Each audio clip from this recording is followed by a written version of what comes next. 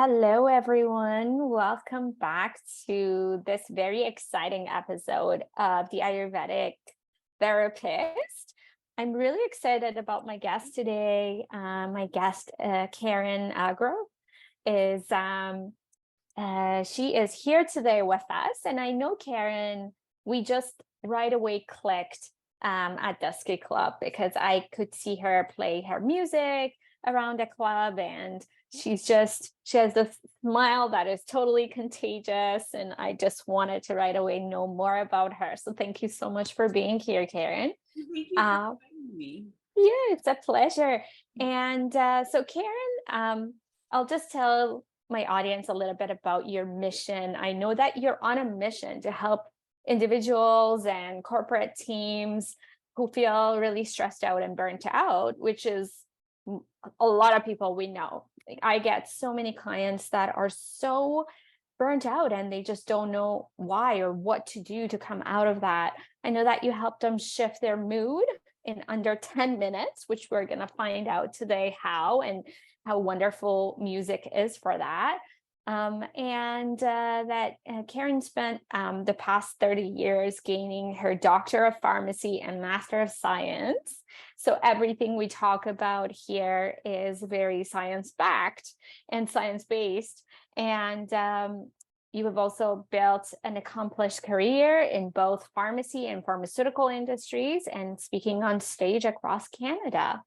And I think what is really interesting and many people might not know about you is that you bring these two beautiful, the science and the music together in such a beautiful way. And we just really want to hear more about that. And I specifically love that we're talking about music and science because I start most of my workshops talking about music, actually, because we in the yogic and the Ayurvedic tradition, we do a lot of chanting and we do a lot of that kind of music. And I really see that it's the fastest way for people to kind of get out of whatever stuckness they are and come into a new vibration. So I'm really looking forward to know more about that and how that happens. But why don't you start by telling us a little bit about a couple of events that maybe has helped you get so into the music and the health space and how music kind of came into your life? Yes, well, I've played. Thank you so much. It's a pleasure to be here, and just love working with you at the ski club with your yoga classes and playing and being part of that. So thank you so much. Yeah, so I have been a scientist all my life, but I had to make a decision when I completed high school: would I go into music or would I go into pharmacy? And I chose pharmacy with a promise to always go back to music.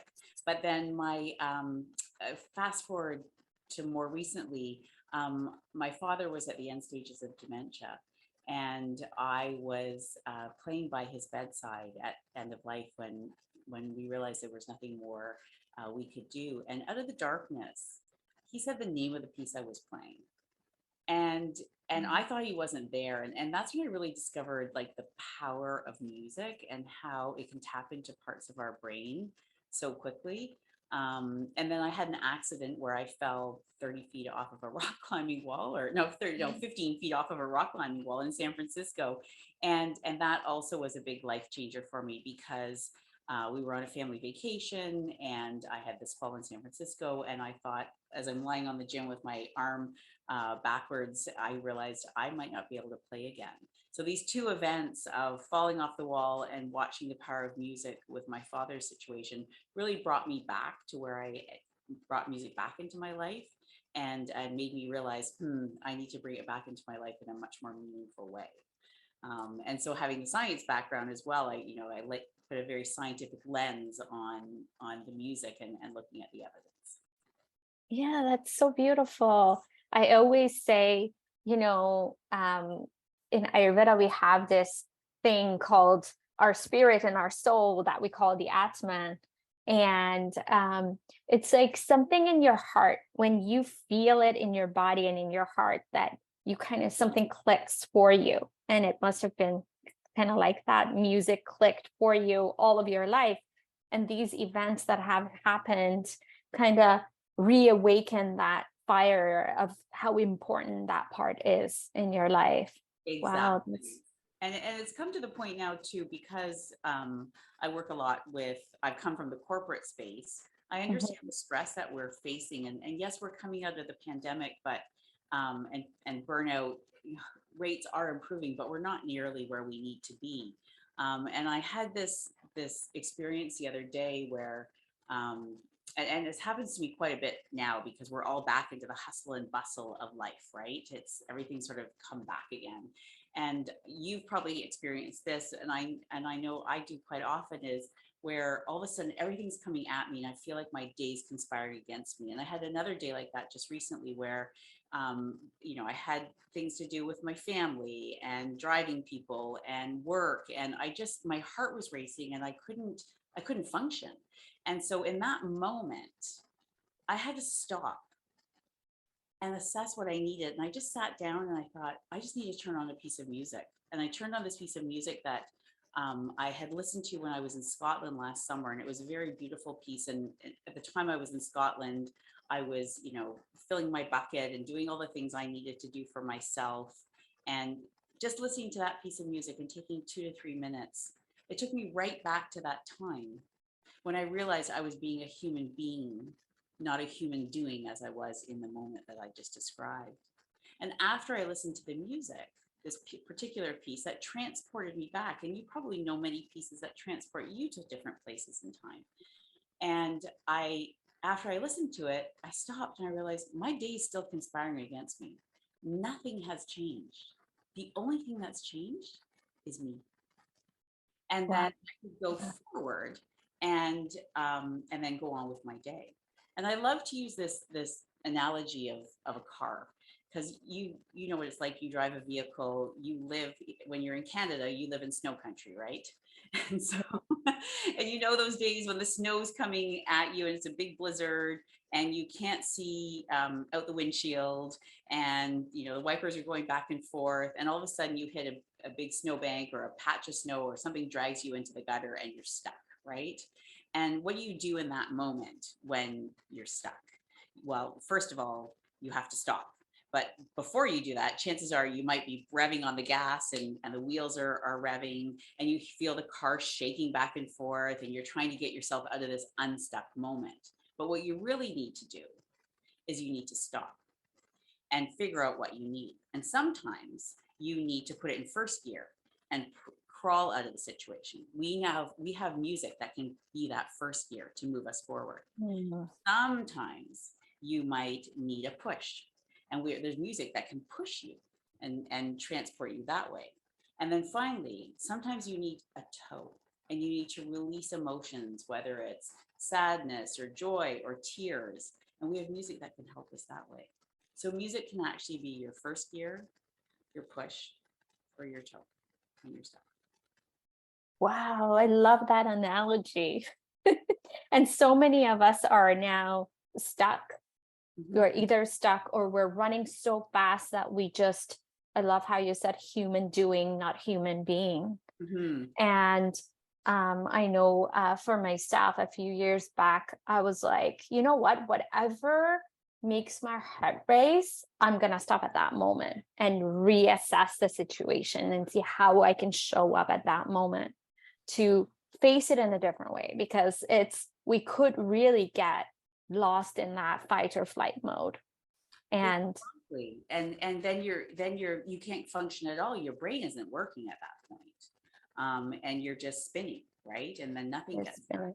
Mhm. I know yes. that music can help build resilience, but more importantly, it can help with our well-being so that we can be fully present for ourselves and for others. Because as we know, so many people rely on us, and we need to be in the moment. Music can help you be in the moment so you can be more fully present. Right. So it has this ability, and we have all experienced this before, where in such a short time we can be totally, our vibration changes, and we can be, thinking about, like, feeling like we're in a different place, or a memory comes up, or a feeling changes inside of us. And I know that you have referred to music being medicine. And I really am intrigued to hear more about what you mean by music being medicine.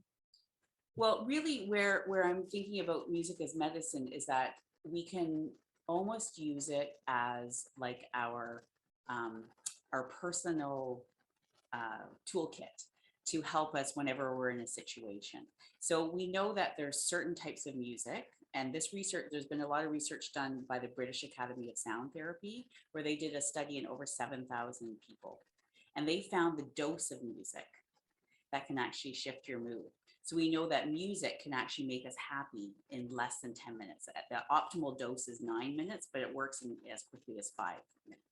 So that can be your push, right? Sometimes it's like that push to get you going. A friend of mine is a teacher, and she said during the pandemic, she had one of these horrible days when she was in the classroom and she didn't want to be there. And all of a sudden she put on this great, like some music just to start moving her mind and her body. And by the time she was ready to do her lessons, she was in this fantastic mood. And our colleague walked through the hallway and says, "What are you doing?" Like sometimes you need that push. And then as this music as medicine study found that we know that music can actually produce relaxation in 13 minutes is the optimal duration. And music can also increase focus in 13 minutes. So we know there's doses of music that can either produce relaxation or produce happiness or increase concentration, even release sadness.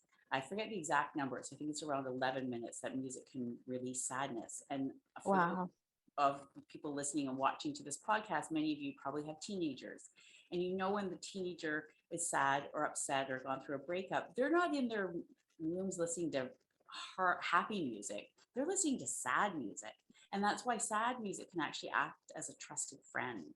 And it meets you Mm. where you are. And sometimes you have to listen to sad music to cause that release. When my father was at end of life, I found myself instinctively listening to sad music driving to London, Ontario, which is about an hour and a half from my home. And I needed to have a good cry in the car, so much so I could barely see out of the windshield. And then by the time I got to where he was, then I could sort of bring the happier music back, more not super joyful, but at least I was able to release the sadness so I could approach my day better.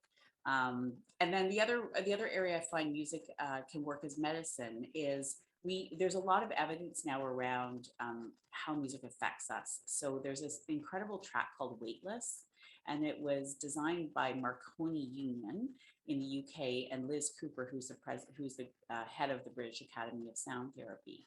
And they created this ambient track called Weightless, and they actually studied against massage. And even though people loved the massage, when they put biofeedback markers on people, they found the music, this track Weightless, created more relaxation markers than a massage. So much so that they actually recommend people don't drive while listening to Weightless. So Wow. yeah, and I've done a number of sound therapy workshops because I'm also doing a diploma in sound therapy right now. And the number of people I've told about this track Weightless, I've heard about that, like they've come back to me afterwards and said, I've told 5 friends and they use it before they go to sleep. So it really does work. Right. Mhm. And so that's so interesting, that we, it reminds me of so much of again, the vibrational music that we use from the ancient traditions and the ancient Vedic system, where it's a certain vibration and each vibration is for a purpose of certain thing. And it's really exciting to see that kind of like our modern science is catching up to that. And and that there is an academy and they are working on creating these pieces that is really helpful. I'm Mhm. going to definitely try and Check out Weightless. There's get there's weightless. extended track version, I think, on YouTube as well. You just Google it Okay. and it'll come up, and then you'll hear about the study as well. But I guess my point is, we intrinsically know music. You turn on music, you think, okay, it's going to work, but we can actually purposely use music. Yes. And the thing with music too is it's accessible, it's transportable, and it's quick. Unlike other modalities that are very important but take more time, We need more tools in our toolbox to help us get unstuck and help us manage our emotions and be in the moment. And music is one of those very tangible things that you can grab real quick and do right away. Right. Um, and so I know that you mentioned a bit of the research that has been done with this and all that, but is there any other scientific explanation as what is actually happening here? Yeah, Why does it work absolutely. so well? And you raised one thing about you said about our frequencies, and I like to talk about three things. One is sympathetic resonance. So if I take one tuning fork and I take another tuning fork at the same frequency, and I strike a tuning fork, if for those listening to this podcast is like a fork shaped, a U-shaped device, you tap it and it vibrates. You tap one, you put the other tuning fork by it, but not touching it. The other tuning fork will vibrate because of that resonance. And we use the term like, you resonate with me, I connect with you. It's the same idea. So that's the one scientific principle. The second scientific principle I like to talk about is rhythmic entrainment. So entrainment is, there's this very famous study done with metronomes, and they get all these metronomes going at different frequencies. They're all set to the same number, but all ticking at different frequencies. And they will eventually, if they're sharing a surface, will eventually start beating together. Wow. When I was a kid, I'm old, so I back in the day where my parents had those big speakers with the woofer and the tweeter, I would oftentimes lie on the floor and feel the beat of the music from those speakers. That's entrainment. People on sports teams, they flow with each other. Dancers on the stage, it's the same idea. And then the last big area, of course, is neurochemicals. So I talk about music kind of codes our brain. There's cortisol, which is our stress hormone. Oxytocin, which is the love hormone. That's the one that's released when you hug someone or pet an animal. It's actually released in your animal too. Dopamine, that's the hit you get every time you get a like on one of your Instagram posts. It's the dopamine effect. Yes. And also serotonin is another chemical in the brain that a lot of medications work on. And we now know that music can impact all those neurochemicals. Wow, that is so great to know. And even though we hear about these things and we kind of like know a little bit, when you bring that up in such a great order, it just makes you realize so many things that we do in life, that like the rhythms going together. And it's like you enter a room, and if someone is not feeling well, you right away know. And in my Ayurvedic and therapist mind, I'm going, oh my God, we're like tuning to their vibration. Exactly. And it's the same thing. It truly is. And when you think about, we have a beat in our body, right? We already have a rhythm in our body. It's our heart, and it's beating at 60 beats per minute. So it's just natural that rhythm is part of who we are and how it can affect us, because we already have our own rhythm to which we're beating, which is our heart, and then our respirations and etc. as it goes on. Yes, as my teacher, Dr. Claudia Walsh says, she's like, keep good company, because whomever you are with, in the end, you're gonna follow their rhythm. Absolutely. We are human beings. We are like that. So that's really incredible. And the tuning forks, that's a really incredible experiment too, because I know I've seen people use them in treatments and in sound therapy, and it's incredible how different I felt before and after a tuning fork was used on me. Absolutely. So, no, it's very true, and it does impact everyone differently, but I think that's the unique thing about music and sound. It's so unique, right? It's special to you, and but some things resonate with you and some things might not resonate, and that's okay. That's the beauty of it, and that's why we have such a wide variety of music options. yes, exactly. And I know for myself, like for example, when I teach yoga classes, the classes that I've had you play a piece of music, or there's live music of any sort. It just rhymes in a different way. And it's always like my teaching changes. It's like things flow through me. And at the end of the class, everyone just is so refreshed in such a different way. So Mhm. um, it in action, it really works together as we're healing, having this music, having this rhythm that goes with it, supports it.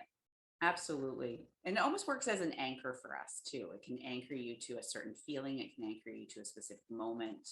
Um, and the reason, one of the reasons why music's so effective is you have to, your brain all of a sudden starts following every note. So it brings you into the moment very quickly because your Mm, brain's, it just naturally, it goes to that. It follows every note as the melody continues or the beat or whatever it may be. right. So it's like kind of the fastest way to come back to the moment Mhm. in a way. Because Yeah. you know what it's like even when we think we're in the moment, we're actually not. Like right now, you're probably thinking, well, I wonder if the sound level's okay. And what's my next question? And Karen's got a hair sticking up and it looks weird on camera. You're in the moment, but you're actually not in the moment sometimes. We think we are, but we're still truly, our brains are processing at all levels. So having something to ground us is so important. Yes, absolutely. You got it. And so I know that you were also you have been talking about using our voice, and I'm also interested to know more about that Yes. because I have and I know that this might be different, but I wonder with the music part and the scientific part what the relationship is with using our voice and our health and well-being, because I see a lot of women that come to me, they over the years they've kind of lost their authentic voice, and Mhm. it's like working with them through this process so that they can regain and be powerful enough to speak up their truth. And I think that that is really closely connected to that, using our voice. So I wonder what your view on that is. Yeah, I think you capture it so eloquently because I think oftentimes we don't use our voice. We feel closed here, and but interestingly enough, I mean, we have been using our voice for hundreds of thousands of years, right? It's the first real musical instrument that we've had as human beings. It's sounds, whether it's uh, chanting or any kind of vocalization, toning is how we communicated initially before language. Mm, So it's and we can actually tell through voice a cry, whether it's a cry of fear, a cry of sadness, or a cry of happiness without anyone telling us how to interpret that. We don't need to understand the language. We instinctively know what a cry is or what a sound is trying to tell us. And as people migrated from various lands over, over time, that's how they communicated. It was through vocalizations and ultimately, language evolved from there, and including dance and movement. But we now know that singing and using your voice does improve it releases endorphins. It can actually help boost your immune system, improve your physical health, and even socialization. When you're part of a choir or a singing group, that or a chanting group, or in a yoga class where you might be saying, Om or any other toning, it creates a sense of community. Scientifically, humming and singing actually helps us as well. My father used to hum all the time when he was gardening, and he also hummed when mm, he was eating something really really nice. And I didn't quite get the humming, but humming actually stimulates our vagus nerve, and by mm, stimulating the vagus nerve is connected to our vocal cords and the muscles at the back of the neck, and singing, humming, chanting will stimulate the vagus nerve and will turn on our rest and digest system, the parasympathetic system. So it tones down our fight and flight, and it raises our parasympathetic, or our rest and digest. And it helps with our breathing, our heart rate, and our physical health and our mental health. So it has huge benefits. So if you found yourself, feeling stressed, humming or singing, or just, humming a melody, or, or even just a chanting or an om, it's working through science to actually bring down our nervous system, calm our nervous system. Yes, absolutely. We actually have a breathing technique in the yoga tradition that's called Bumblebee Breathing, and I don't know if you know about Bumblebee. Yeah, tell me about that. And so you just press like these marma points, which are like energy centers that energy gets stuck in, and you just take a deep breath in and you hum it out. Like that, and it sounds like bumblebees. And internally it really creates this vibration, and I know that there has been studies done on that, and it really has helped people with depression and things like that. It's like a way to connecting with your inner self. So now we know it's that probably connected to the polyvagal theory and the yes, for sure, it's the vagus nerve. Yeah, amazing. And so this is all great information, and I'm sure that my listeners are thinking, okay, I love it. I want to add music to my life, but I'm so busy. How do I do that? Like, how can I bring another thing yet into my life? Yeah, no, absolutely. And I think the problem is, as a society, we're so used to pushing through. And what we now know is we are mentally not built for a marathon. Our brains are built for a series of sprints. Interesting, Harvard Business Review just did a post recently on Instagram about this, and they said, we need more frequent little breaks throughout our day, because we're in a knowledge economy, not a labor economy. We use the output of our work is from our brains, not our bodies, for the most part. So we need to interject little breaks in our day, 2 minutes here, 2 minutes there, whether it's petting your dog, going for a walk, or taking a 2-minute music break, because we know it can work that quickly. And there's a couple like ways that I like to talk about is it's a tool in your toolbox. So perhaps there's a technique that I like to use called habit stacking, where you take something you're already doing and you stack something on top of it that you want to either proactively do or create. So when I'm stuck in my car in traffic, instead of like checking my messages hands free and getting myself all more riled up, because by the time I reach my destination, then I'm in a more frenetic state. Instead, now when am stuck in traffic, I turn on a song or a playlist that I have to use that time in the car effectively as a mindful time to bring myself into a more present state. There's another technique called micro braking. Micro braking is basically taking short breaks when you need to, rather than trying to push through and then not give yourself a proper break, because oftentimes we don't, right? We're eating on the fly, we're desk dining, and I like to use the analogy of a cup.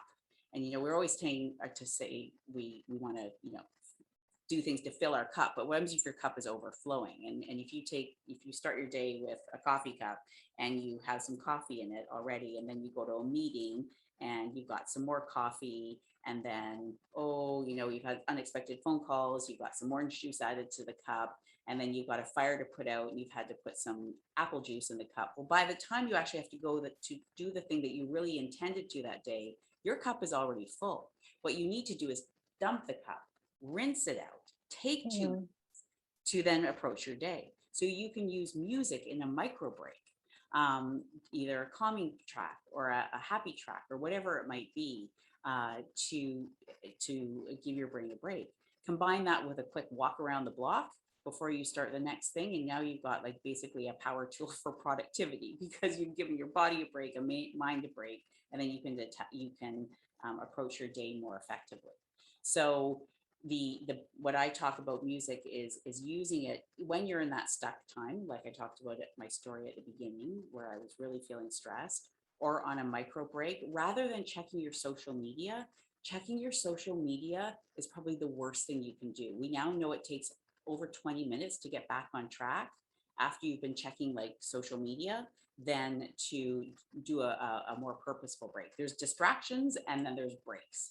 And distractions are things like taking a proper break, where you even it takes less time, but it actually creates more energy for you to go forward in your day. Wow, that's so incredible. Yeah. So, we're kind of looking at it from the wrong perspective, thinking, oh, one more thing I have to add to my schedule, when it's the thing. It is like the self-care that you kind of put in to take these real breaks instead of checking your social media or getting yourself distracted just because the brain really needs to shut off. So that we have to take these mental breaks, because we're pushing through on a marathon and our brains were not built that way. We're built for these shorter sprints where we need interjections in our day.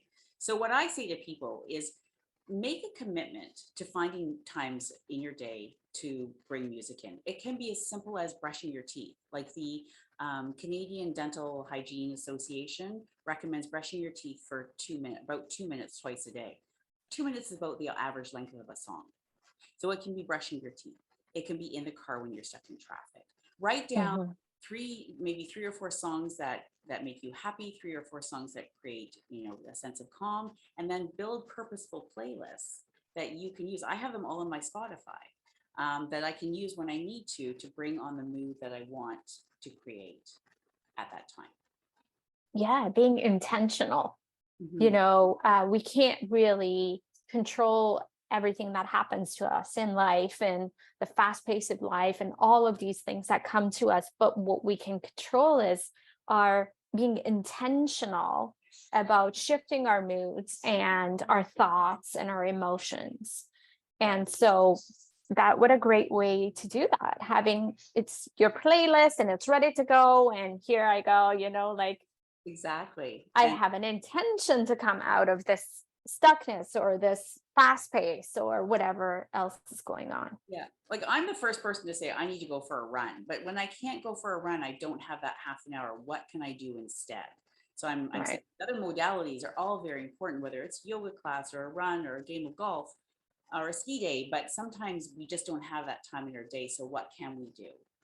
And how music can actually be that power tool that can help you switch over. Yes. Listen, my ladies, no one is coming to save you. Remember that. You have to be intentional. You have to set your intentions, have your tools ready, add to your toolbox. And then when things come up or your heart goes a little bit fast, you go, which tool am I going to use right now to pull myself back together or realign myself? Is it meditation with a calming music in the background, or am I going for a run with a music that uplifts my spirit? I use all these different types of music just intuitively. Yes. And now I know why. Yes. And you can have a music meditation. Like, you can literally, if you need to, a music can be a form of meditation or used in combination with a meditation. And the sound enhances that as well. So yeah, as you said, it's being intentional. It's when you get yourself in that point, it's stopping, figuring out what you need, and then sourcing that. And music is just another tool. It's not just something that's auditory wallpaper. It's something you can use very intentionally in your life. Amazing. Fantastic. I love that, Karen. Thank you so much. This has been such a great talk, and I've really enjoyed learning from you. And I wonder if my listeners, that if they want to continue working with you, where should they be going, and what different things do you offer? Absolutely. Well, you can always check out my Instagram, my Facebook. It's Karen Agro Guitar is my handle. I also am I do a lot of corporate workshops on micro breaking, the power of music. So I could always come in and do a workshop for your team. I've spoken at national conferences across Canada over the past few years on these topics and others that are similar. And I also play at events. So if you ever need a guitarist, I'm a classical guitarist by my music training. And then I'm also doing a diploma in sound therapy. So I've been very involved in creating sound, doing workshops with groups, soundscapes, vocal, drumming workshops, either on their own or combined with a yoga class. So if you're ever interested in that, so it's the corporate work, it's the playing, it's the sound therapy. Yeah, and that's sort of where I'm spending my energy, in addition to being a pharmacist and all these other things. But great joy, so it's very fun. Yes, and you have so much on your plate, and I do too. I'm the same way. And people sometimes say, "How can you do all these things? Like you have this and that going on." But the truth is that because I love it, it gives me prana, it gives me life force. So it actually gives me fullness instead of like taking away from me. So that's one good way of kind of measuring that you have all these things going on, but it's what you love. And you can see that. You can see that in your smile, you can see that in the way you talk about music. So I'm sure that we will work together again soon. And thank you so much for all the information. And I will put Karen's information also at the bottom of this. So if anyone would like to contact you, they will. And thank you so much. Thank you so much for having me. Bye. Bye.